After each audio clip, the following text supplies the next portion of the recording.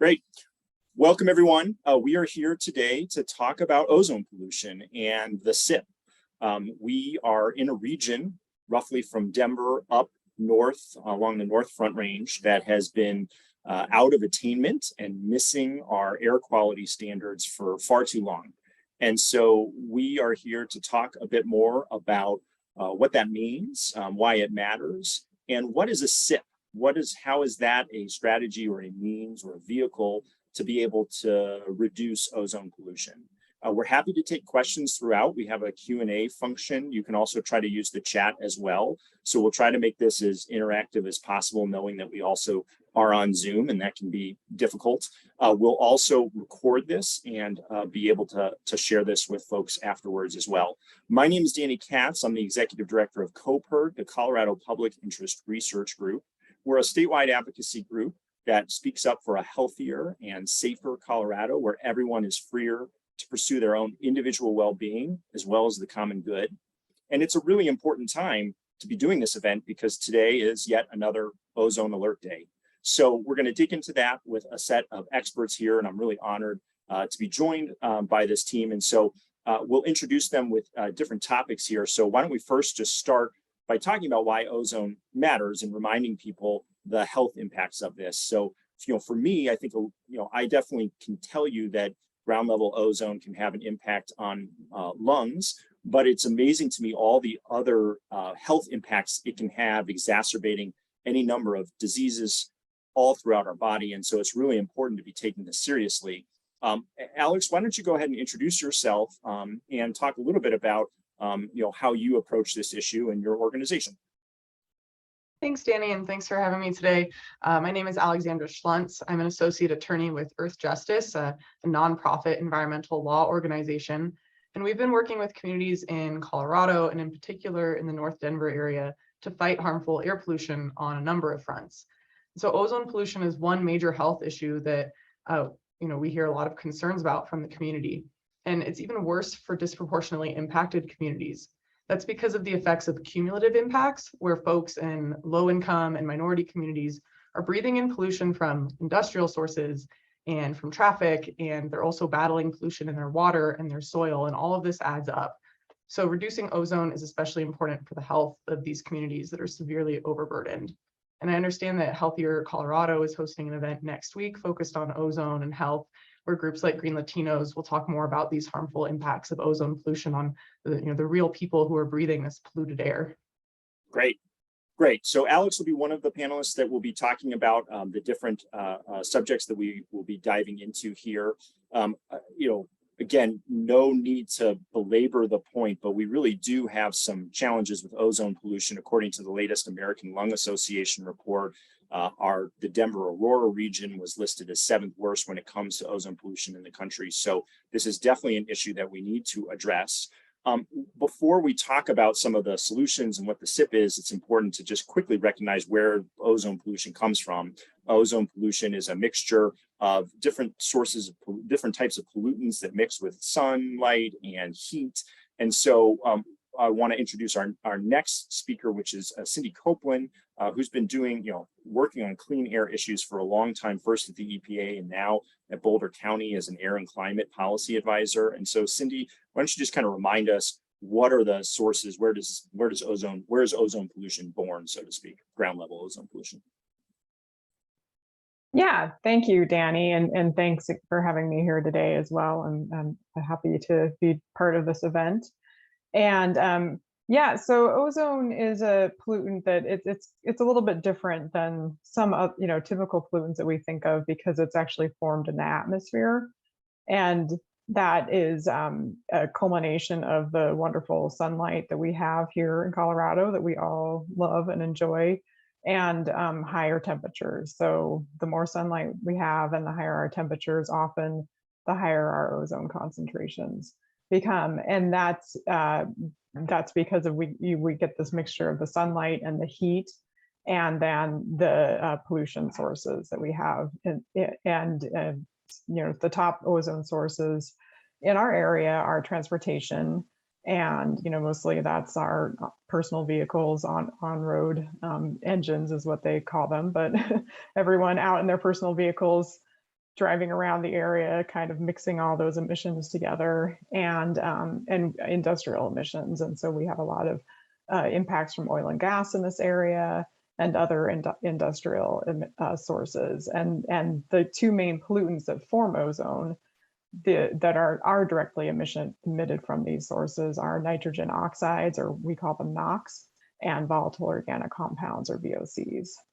Yeah, and a lot of times I've heard, you know, especially when we've had really bad seasons with forest fire smoke, that is a leading contributor. But in talking with you, it sounds like local sources are actually, you know, something that we should be very focused on. Can you talk a little bit about how forest fire smoke plays into ozone pollution and ozone alert days? Yeah, certainly. And we do see some days that are, you know, we have high ozone days and smoke at the same time. But often well, for one thing, when it's smoky enough, the smoke obscures, the sunlight, and so then the ozone concentrations actually go down. And so we don't see a lot of days that are high ozone days and smoke days at the same time. And we actually did, in order to really verify that, we have a study at the Boulder Reservoir, an air monitoring study, and we hired Colorado State University to analyze the ozone data from that monitoring site. And we did find that the majority of high ozone days were not impacted by smoke.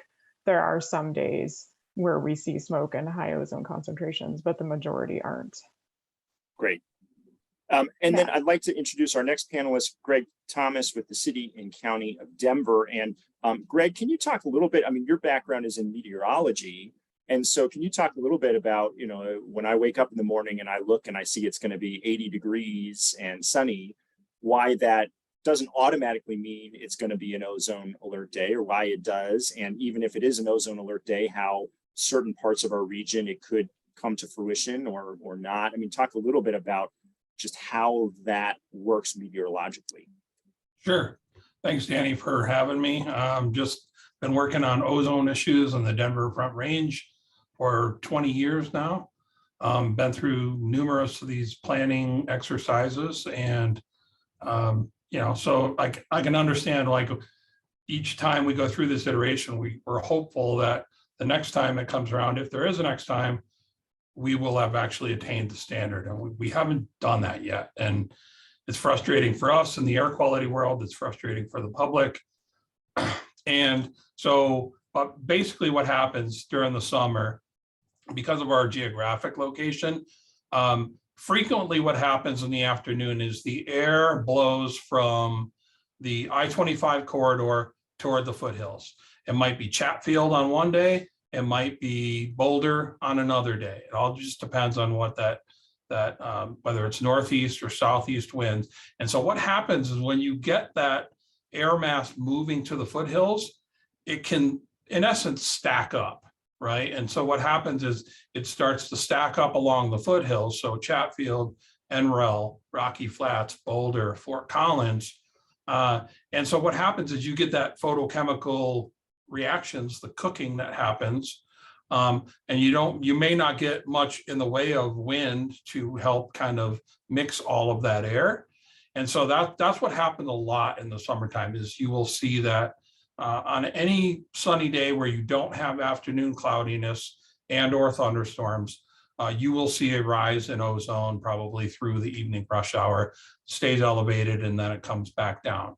The wild card always is, well, what is the afternoon thunderstorm activity looking like, right? So you'll hear a lot.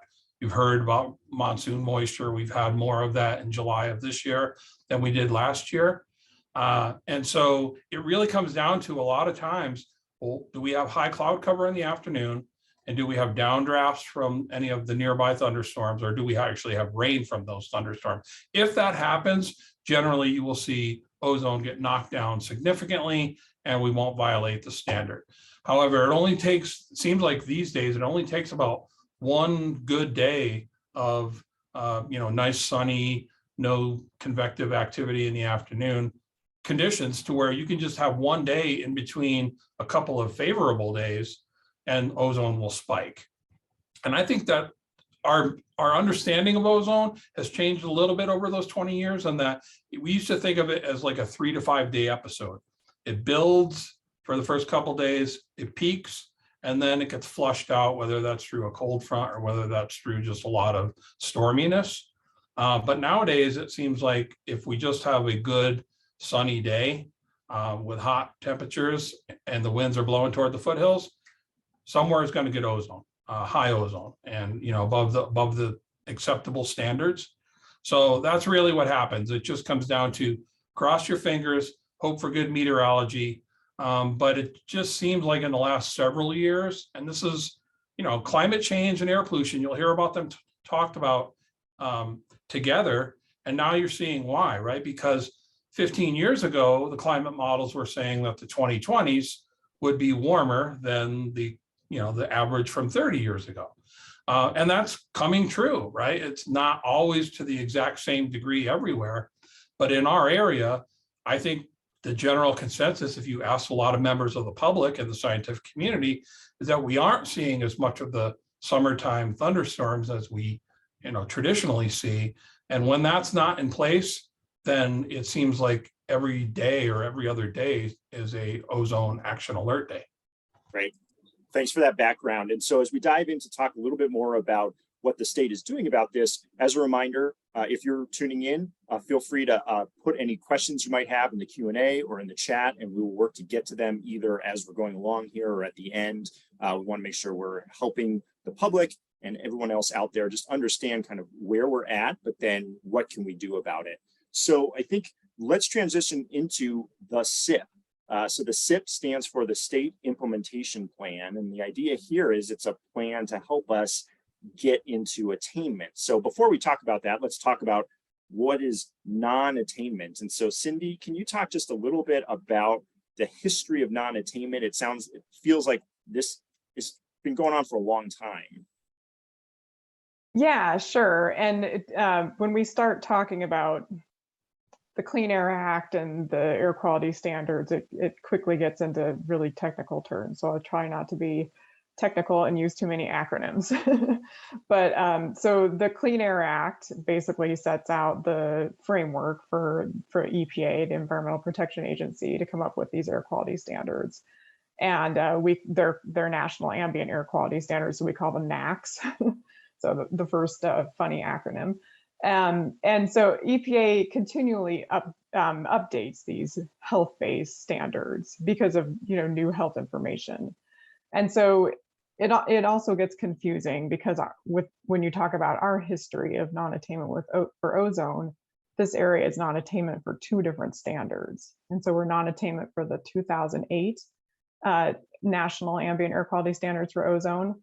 And that is a threshold of 75 parts per billion. And then there's a newer standard that from 2015 that we're also non-attainment for. And that's a more protective standard. And that's because our EPA's Clean Air Advisory Committee advised them that the health-based standard needed to be more protective. But because we had never achieved the earlier 2008 standard, we have both of those standards to try to meet in this area. So it does complicate it, but there's a reason for that. We need to meet these basic health-based standards. And so our specific history is that the area was first designated as non-attainment, is the official Clean Air Act terminology, in 2012 for the 2008 standard. And then we were later in 2018, see, I'm even confusing myself because of the dates. In 2018, we were designated non-attainment for the 2015 standard. And so we've had a series of what they call non-attainment plans, or the SIPs, to submit to EPA. And so the state, the health department, and the Regional Air Quality Council, or the RAC, puts these plans together. And with each plan, when it's a non-attainment plan, we have to project into the future and show that we will attain the standards. And we have subsequently not achieved those thresholds. And so then we've been what they call reclassified up to a more stringent level. And then we have to submit a new plan to try to meet those standards. And with those new levels, we get more requirements put in the area to try to reduce emissions. But the basic point of it is that it's a plan to help the area put controls into place to reduce emissions.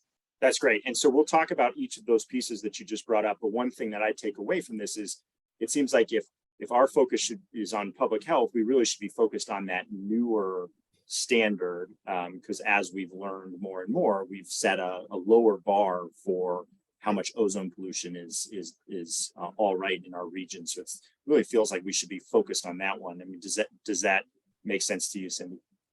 Yeah, certainly. It definitely does. Okay. So then, Alex, do you want to talk just a little bit more about, so we make a plan and that plan involves this entity called the RAC. Could you just describe what that entity is? And then we can talk a little bit more about the modeling that goes into this. Right, definitely. So yeah, as Cindy was saying, it's, we have a few years to attain each of the standards before we face a downgrade. And when we do so, we need to create a new state implementation plan. So where that starts is with the Regional Air Quality Council, the RAC, and they work with the Air Pollution Control Division, the APCD. It's alphabet soup out here, but they work together to develop this plan where they look at air quality modeling, and they have to include control measures, these requirements that will reduce air pollution so that we can come into attainment. And after the Regional Air Quality Council approves the SIP, it ultimately the Air Quality Control Commission approves that final SIP. So essentially, the state implementation plan is just our blueprint to lowering ozone pollution. Great. And who sits on the RAC? How is the RAC made up of? Where are the folks coming from? I might defer to someone else on that. No problem. I can answer that, Danny. Yeah. The RAC consists of 21 board members. A lot of them can be elected representatives from any of the regional municipalities, county commissioners, county governments, can even be delegates of those people. So it's generally intended to have good representation across, from north to south across the Front Range, so that all perspectives are considered. And they're appointed, is that correct? They are appointed by the governor, yes. Right. And there was a question in the chat, just to clarify, the 2015 standard is 70 parts per billion. Isn't that correct, Cindy? Yeah. Okay, great. Yeah. So yes, the 2015 standard is the 70 parts per billion and the stronger standard. Great. So then, Greg, can you talk a little bit? It sounds like a big part of a SIP is anticipating or projecting where we're going to be in the future, and therefore determining how much we need to do in terms of what's known as control measures or what I would say is actions or policies. And it sounds like in the past, we too often, in my opinion, it seems like the SIP has said, oh, we should be on track, and then wind up not being on track. So can you talk a little bit about the challenges that just goes into making that estimate, or from a modeling standpoint? Yeah, I mean, modeling is complex. It's ozone modeling, could be climate modeling, all economic modeling. I mean, right? We don't always get it right. And we do our best to really kind of put good information in the hopes that we get good information out, right? However, I will say that, this region, Denver metropolitan region, never really had to do any modeling prior to 2005 timeframe.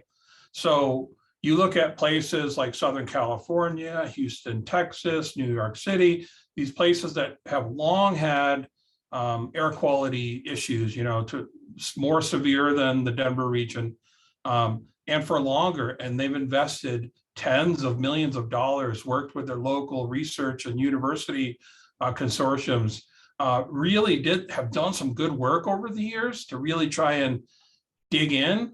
However, to really utilize that kind of effort, it's a big undertaking, right? From a cost perspective and from a resource perspective. And I think that's just kind of where things get limited a little bit, in that we wish we could do all these different scenarios and really kind of dig in and verify and validate the models every step of the way, including the meteorology, which, as I explained, is very important.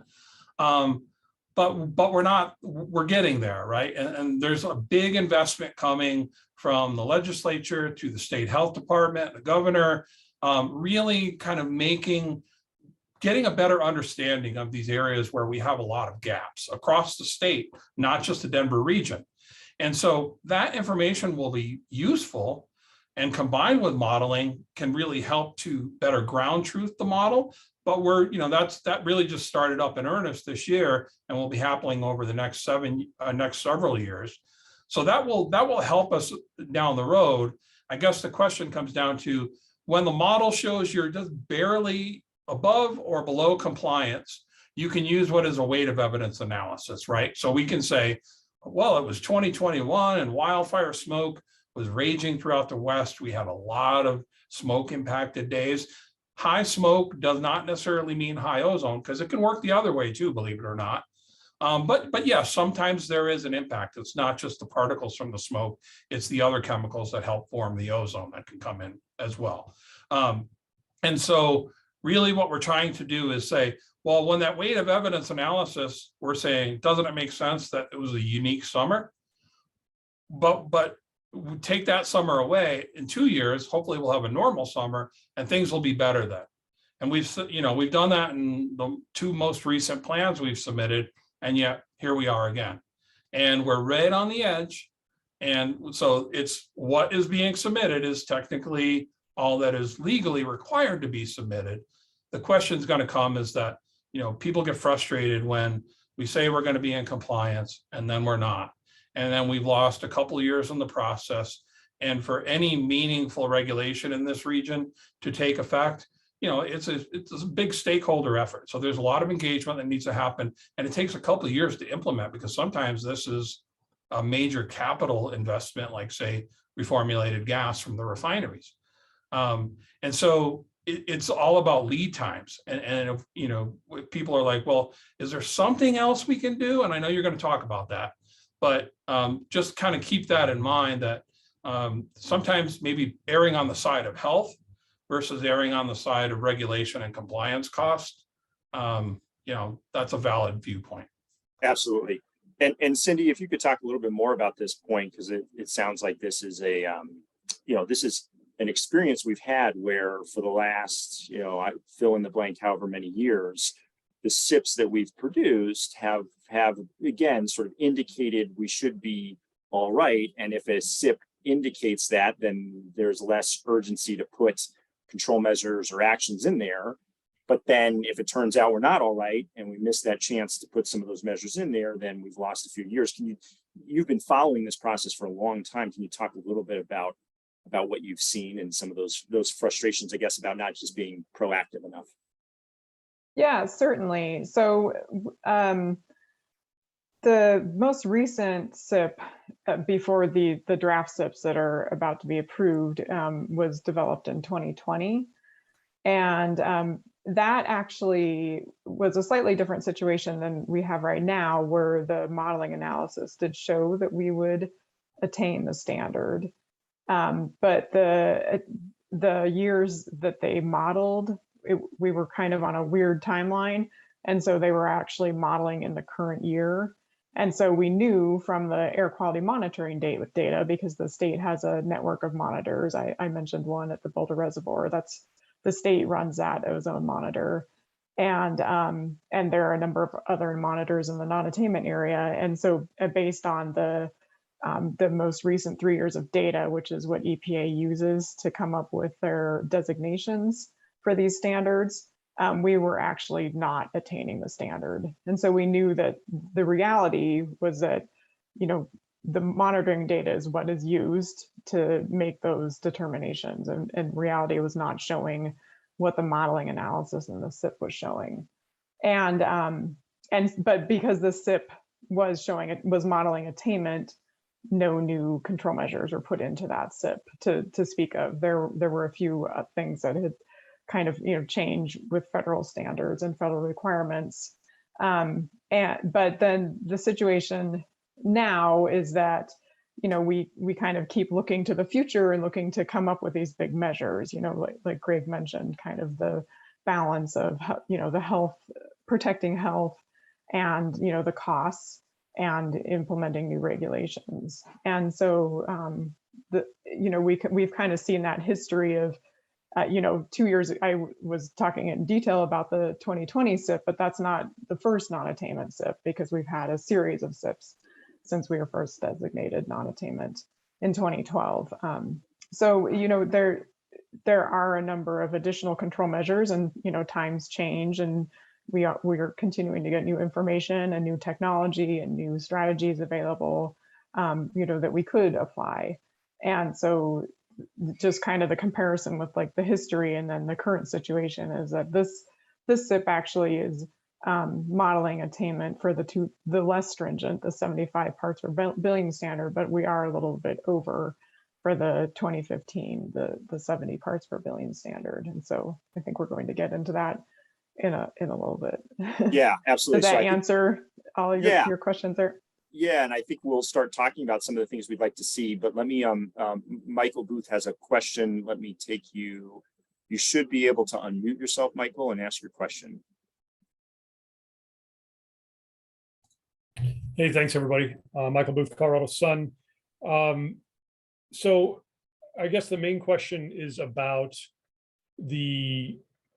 whether there's a frustration level among the groups that are watching the SIP, and whether, when RAC is saying, we know that for the deadline of 2024, we're not going to make it for that particular set of measurements, but yet they're going to be submitting this anyway. And you had mentioned, you guys had released a letter that a bunch of local governments had signed on, calling for more stringent measures. Could you go through some of what you believe in most for those measures, and whether there's any chance those can get put back into local action? Great question. That is a perfect transition for us into the next section here, which is getting into some of those actions. And so, for me, on the CoPIRG side of things, I'm very excited because on Monday, we're kicking off a whole month of fare-free transit, which was supported by a big investment from the state legislature with the idea of running this pilot program to see if we can cut some ozone pollution through the transportation sector. So I definitely think there's some things we can do there. But let me turn it over.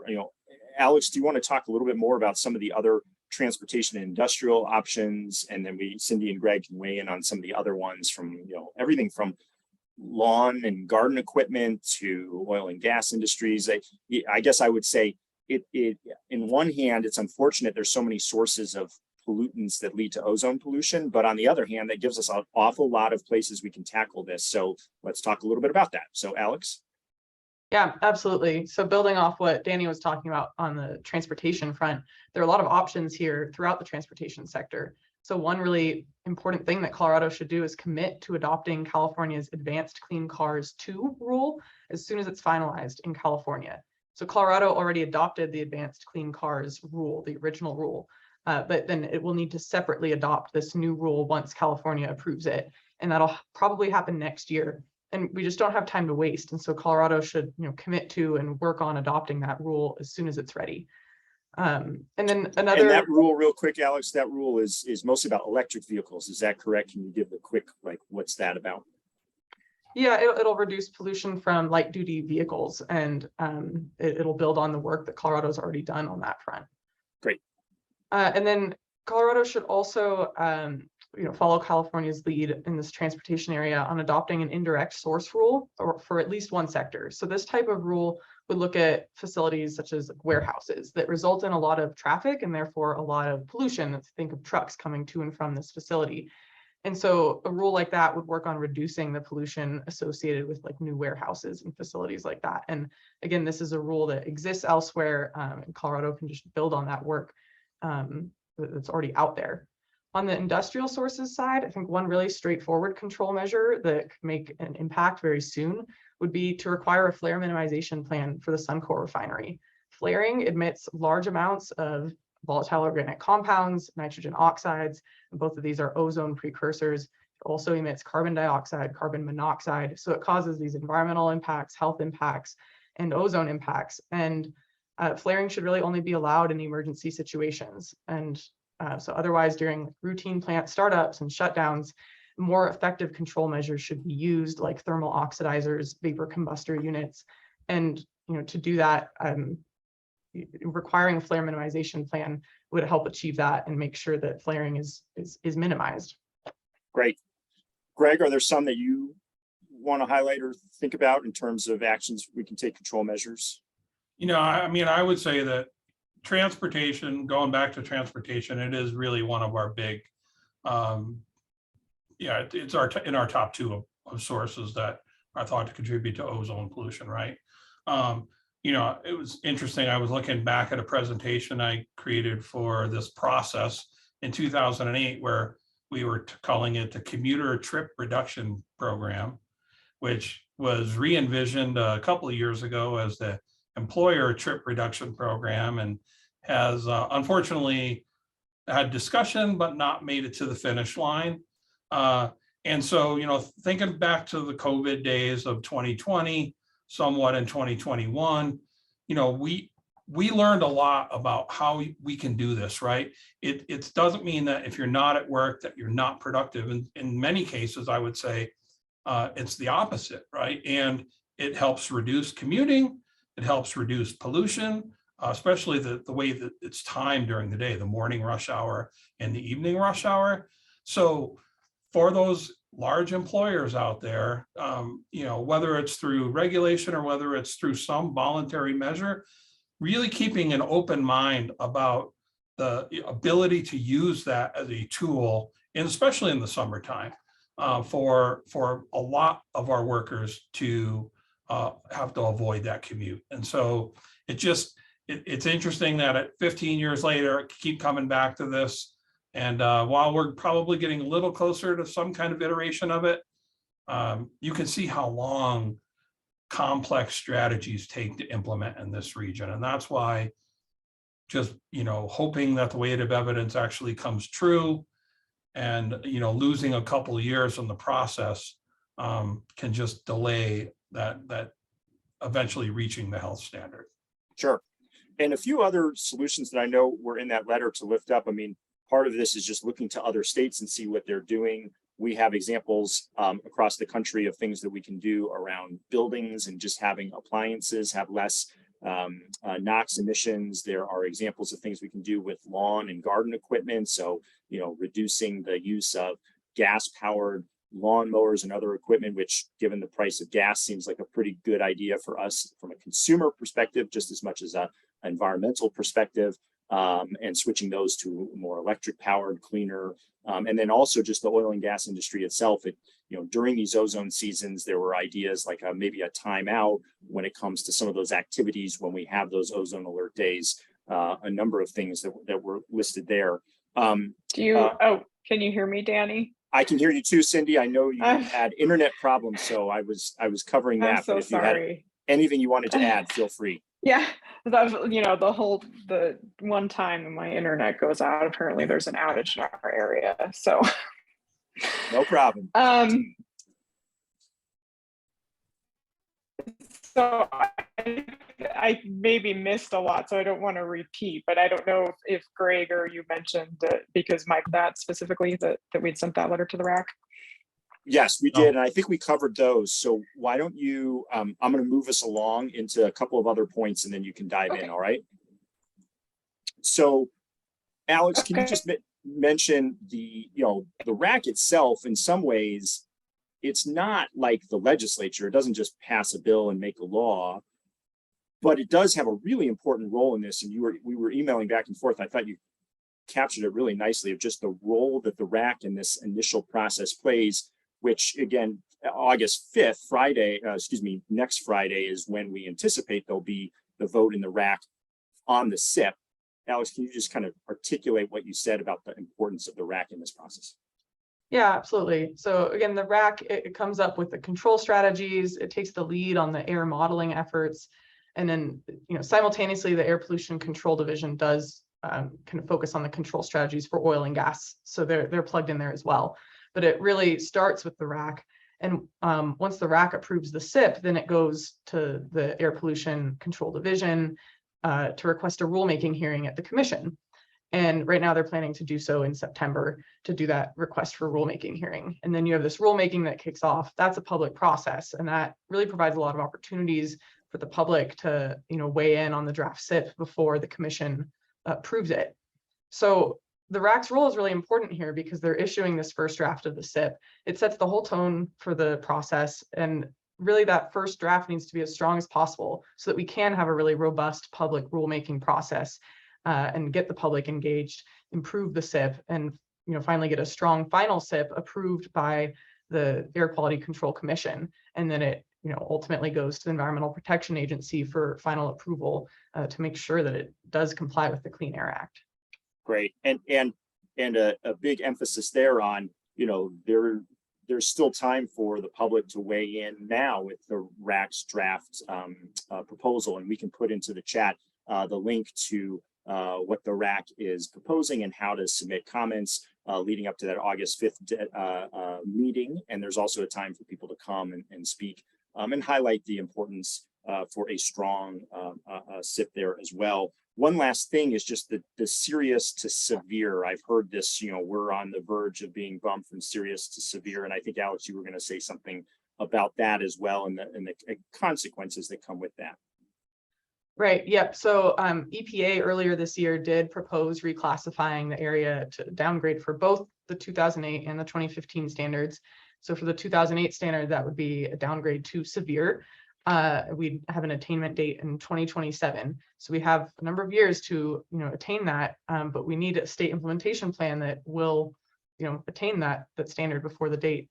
And so in addition to needing to complete a new SIP, the severe bump down means that some requirements are going to automatically kick in once we're downgraded. So one of the major automatic things is around major source thresholds. So under the Clean Air Act, large sources of pollution have to undergo additional pollution controls. Those are called major sources. And with this bump down, that threshold for what constitutes a large polluter is going to drop down. And so there will be more sources of pollution that need to comply with these more stringent air pollution control requirements. I think that it'll likely affect about 600 sources is what I heard most recently from the state. So that's a lot of sources of pollution. At the same time, we're not sure of the total emission reductions that will result from that automatic requirement. It's possible that some sources are, permitted above the threshold, but are actually emitting a little bit less. So they might not have to do much as a result of the bump down. And so, it's really important that we still have a strong SIP that's, creating additional control measures to make sure that we do get to where we need to be. Great. And I know, Cindy, you were on the other side of this at one point working with the EPA. Is there anything you wanted to add to that? Yeah, sure. So just from my time working at EPA years ago, but I worked on SIPs for particulates.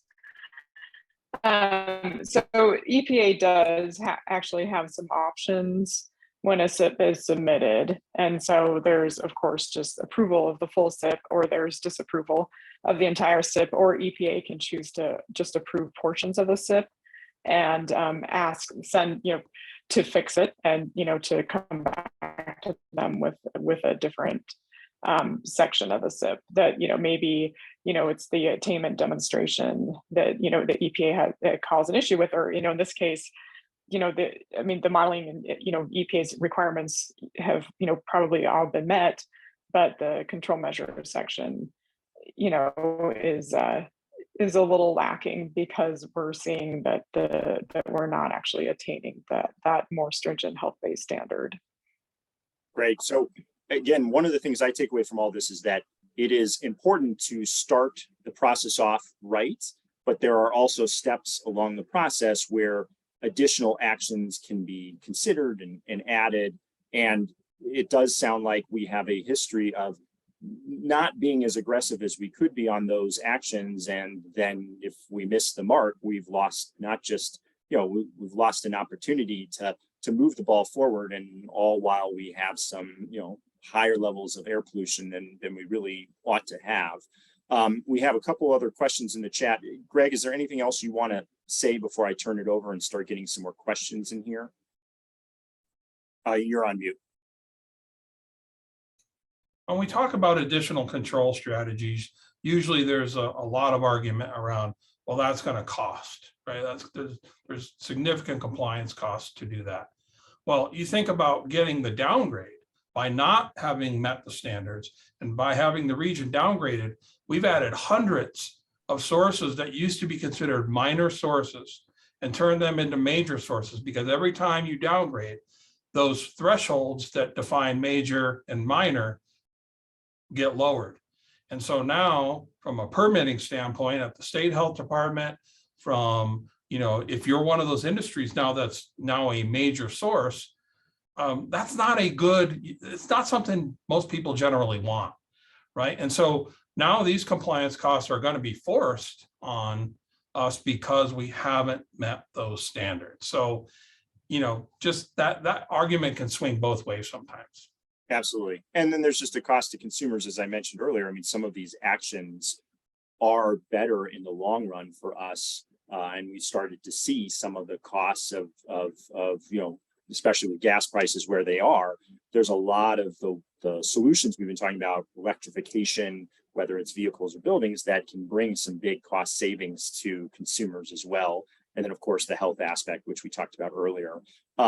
Michael, you're still able to, I just want to circle back and make sure we answered your question, and then I'll go to Catherine here in a second. So, Michael, did you get what you were looking for? Do you have a follow-up? We're good, thank you. All right. And then Catherine, you should be able to come off mute and ask your question.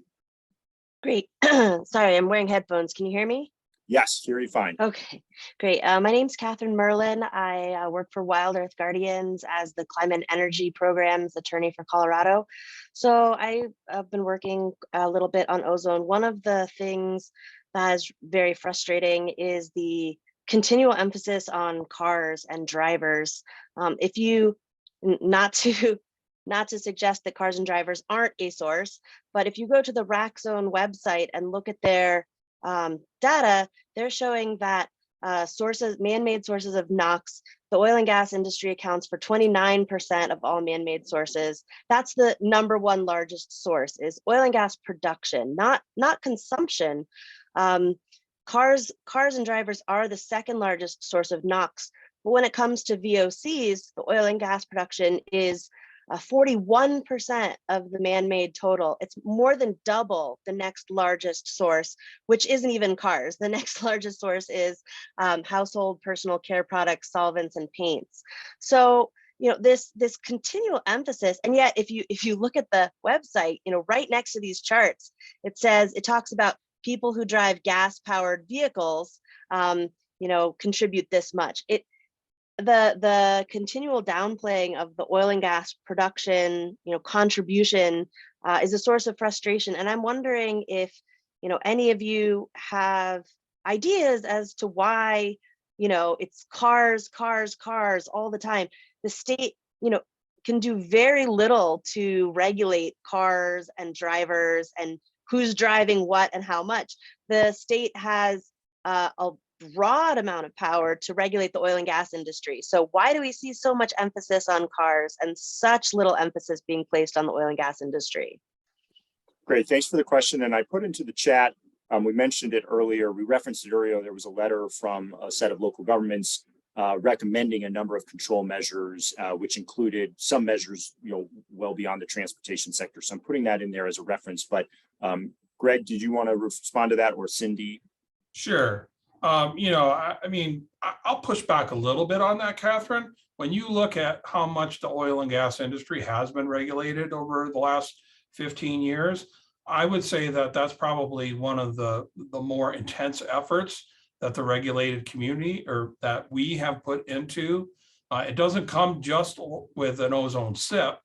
It can also happen off cycle, right? So there have been numerous attempts to really get a better handle on things like fugitive emissions from oil and gas. So yes, oil and gas VOCs clearly are the biggest contributor to the region based on the inventories. However, it's not quite that simple, because cars and trucks emit different types of pollutants than oil and gas facilities in different amounts at different times of day. So there's this whole package that needs to come together to have a high ozone day. It's generally why we don't see high ozone days on Sundays, because nobody commutes in the morning. So there's not that big morning pollution slug that gets laid on top for that day to cook along. So I would say that from a regulatory standpoint, I'd say oil and gas has been pretty heavily regulated over the 15 years.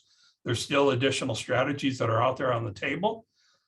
Transportation has been affected by federal emission tailpipe standards and by any clean fuels regulations. So that affects every vehicle, every gallon of gas, which is great.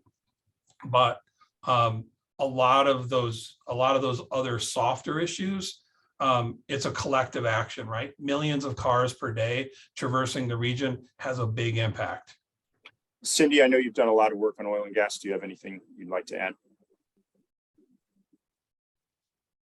Yeah, I mean, I agree with Greg's answer. We definitely do, we appreciate the efforts that the state has done, to date, and all of the oil and gas regulations that we've seen. We do still continue to see that oil and gas is a major contributor to the problem. And so, even if it might seem that the rack, is all about transportation. I'm sorry, Cindy, you're breaking up a little bit. Continuing to push that. And one thing is that I'll just say, because, I'll turn off my camera. Can you hear me now? Yeah, go ahead. Keep you can going hear me now. Okay. Yeah. Sorry. So internet issues, so frustrating. So the rack doesn't actually delve into oil and gas. And so that's why their public efforts do more on the side of transportation. And then CDPHE actually has the authority in the area of oil and gas and at the stationary sources. And so they don't, CDPHE doesn't do quite, the advertising. They don't have the public facing sphere that the RAC does. So that's one difference in that area. But just to clarify, Cindy, the oil and gas proposals could be in the SIP. The RAC could. Yes. Yes. Okay. Yeah. That would be, with input from, the Air Pollution Control Division at CDPHE could put additional control measures in the SIP for oil and gas, certainly. Two questions. Sorry. I want to get to the other couple questions here, Catherine, and if we still have time, we'll come back to you. So Katie in the chat wrote what sort of measures should be included in the SIPs that weren't in the draft so far. I put the link to the letter in the chat. Is it as simple to say those things, or are there, what would be a good answer there, Cindy, in terms of this question? Yeah, so I would say that the local government letter, we had 9 suggested control measures, and then another thing. Sorry, we're losing you again. I would add is that I'm sorry. That's all right. That's all right. We'll come back to that. Maybe I'll. I think you answered that Okay. question. So there's 9 measures in there that are proposed that could and should be included in the SIP that's coming out. Greg, did you want to add anything to that, since I think you all were part of that letter? I'm sorry, Danny, I was focused on Cindy there. No problem. No problem. Is there anything else you would say to this question of what sort of measures could be included in the SIPs that weren't in the draft? And I was pointing towards the letter that was submitted. That's the answer. Yeah, and I think Alex already talked about some of those. Some of those are like more ancillary kind of activities associated with, let's say, oil and gas production, right? Things like vehicle traffic, what kind of rigs are they using during the ozone season? It's not just VOCs from oil and gas sites. Now it's NOx, which is another important ozone precursor, is that's increased over the last few years. A lot of our emissions have gone down, and as like cars and trucks emit less NOx, we're not seeing that same thing in the from the engine side of things in the oil and gas field. So yeah, there's a variety of measures, depending on their complexity. It could take more time to implement. So clearly everything we put in that letter is not, we don't expect that to all be, implemented in this SIP. But the key is that we need to keep working as a region. But before we're required to submit another SIP in a few years, we need to be working and having these hard conversations so that when that time comes, if it comes, that we are ready and we're not going to lose a couple of years of then just starting that conversation and then waiting for implementation. So thank you. And then there was a question on the oil and gas. Are well sites considered separately as sources, or the industry as a whole? So I think maybe this goes back to what you were saying, Alex, of there's a number of new ones that are being considered. You had that number for 600, or maybe that's not actually related to that question, but either one, either Cindy, or excuse me, Alex or Greg, if you have an answer to that. Yeah, I think I've seen the numbers cut in different ways, but typically you're sort of, I think I need more information on the question, but something like Suncor emissions from there, I think, are considered usually separately from the upstream oil and gas drilling. And then even, what the RAC reports on oil and gas emissions, it's divided up into, some different categories of emissions from oil and gas wells. So like fugitives are sort of different. Greg or Cindy might be able to. For a lot of the oil and gas facilities, what you see is that, you'll see maybe 8 wells, a bunch of production equipment, and maybe some tanks these days. Generally, that's regulated at a facility basis. It's changed a little bit over the years. The industry used to have a little bit more ability to target the higher emitting, higher producing sites and not worry so much about the old sites. But I think anymore now, after numerous iterations of regulation changes, it's pretty much every facility has to be treated the same way. And so I would say it's not like an industry-wide bubble permit. It's facility by facility. And then there's just a comment. One of the things I think was in the letter is this idea of a timeout during ozone season, or a pause during ozone season of oil and gas activities. And just a comment there to raise up. Cindy, I couldn't tell, were you trying to dive in and on this idea? I was, but Greg answered it, so I'll stop. Okay. No problem. Any other questions here? I can circle back. Let me unmute. Catherine, if you still have a follow-up, feel free. I just want to make sure I got to everybody before.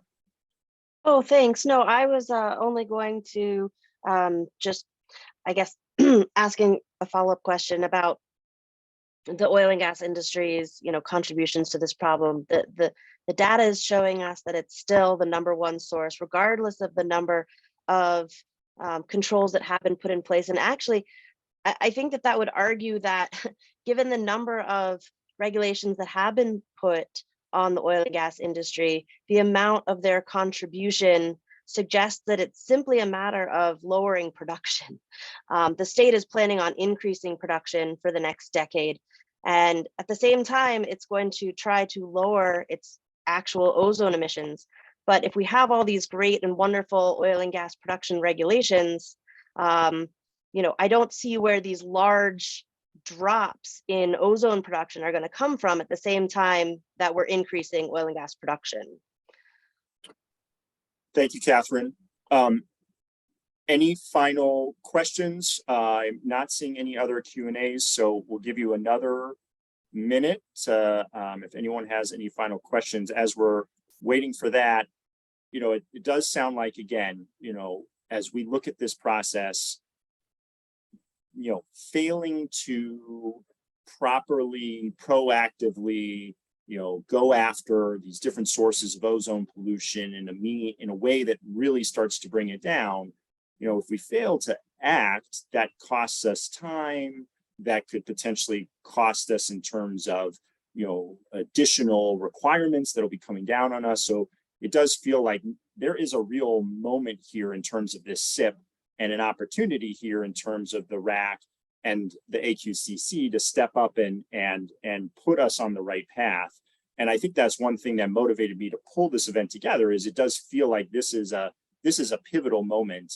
We can't really afford another few years of not being proactive. And we've certainly seen some proactive measures coming out of the legislature, including that free ozone month that I talked about, and some of the other big investments we've seen on electric school buses. We've seen the adoption of clean car standards at the AQCC. So there are a bunch of things that are happening, but it does feel like we need more. And so just opening it up, Alex, is there any final thoughts you want to provide? And then Greg, and then Cindy, and we'll see if there's any final questions and close out.